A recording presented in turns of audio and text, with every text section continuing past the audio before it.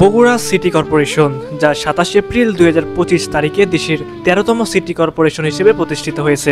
করতোয়া নদীর কোল ঘেঁষে সুফি, লালন, মারাঠি সংস্কৃতি সমৃদ্ধ বগুড়া জেলাকে বলা হয় উত্তরবঙ্গের প্রবেশদ্বার। বগুড়া করতোয়া নদীর পূর্ব ও পশ্চিম তীরে বিস্তৃত এবং ঢাকা থেকে প্রায় 200 কিলোমিটার উত্তর পশ্চিমে অবস্থিত উত্তরবঙ্গের একটি প্রধান বাণিজ্যিক শহর এটি। বগুড়া বাংলাদেশের উত্তরাঞ্চলের একটি প্রধান অর্থনৈতিক কেন্দ্র, যা উল্লেখযোগ্য জিডিপি অবদানের জন্য দেশের শীর্ষ 10টি অর্থনীতির নগরের মধ্যে স্থান পেয়েছে।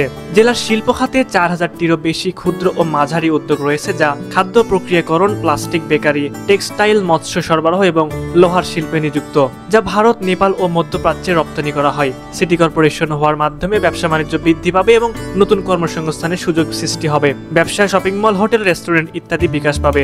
শহরের শিক্ষা ব্যবস্থা ও স্বাস্থ্যসেবা খাতে আরও বিনিয়োগ করতে পারে, যার ফলে শিক্ষার মান এবং চিকিৎসা সেবা উন্নত হবে। শহরের রাস্তা, ফুটপাত, ড্রেনেজ সিস্টেম, জল সরবরাহ ইত্যাদি উন্নত হবে। উন্নত নগর পরিকল্পনা এবং অবকাঠামোর মাধ্যমে শহরের জীবনযাত্রা আরও সুবিধাজনক হবে এবং কাঁচা রাস্তা সংস্কার, পরিষ্কার পরিচ্ছন্নতা, পানি সরবরাহ, মশা নিধন ইত্যাদি আরও ভালোভাবে পরিচালিত হতে পারে।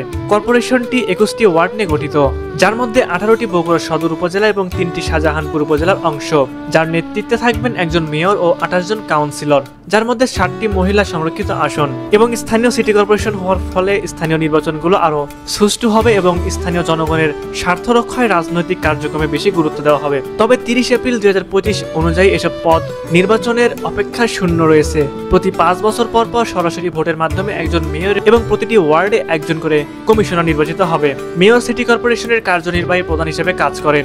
ধারণা করা হচ্ছে জাতীয় সংসদ নির্বাচন অনুষ্ঠিত হওয়ার পরেই বগুড়া সিটি কর্পোরেশনের নির্বাচন অনুষ্ঠিত হতে পারে। তবে নির্বাচন অনুষ্ঠিত না হওয়া পর্যন্ত নগর পরিকল্পনা, ইউটিলিটি, অবকাঠামো এবং জনসেবা তত্ত্বাবধানের জন্য প্রধান নির্বাহী কর্মকর্তা হিসেবে দায়িত্ব পালন করবেন। বগুড়া শহরটি ব্যবসা প্রধান ও শিল্প সমৃদ্ধ হওয়ায় স্থানীয় আয় 5 কোটি টাকার বেশি। আশা করা যাচ্ছে সিটি কর্পোরেশন হওয়ার পর এই আয়ের পরিমাণ কয়েক গুণ বেড়ে যাবে। এছাড়া বগুড়াবাসী অনেক সুযোগ সুবিধা পাবে, যেগুলো থেকে তারা বিগত প্রায় 17 বছর বঞ্চিত ছিল।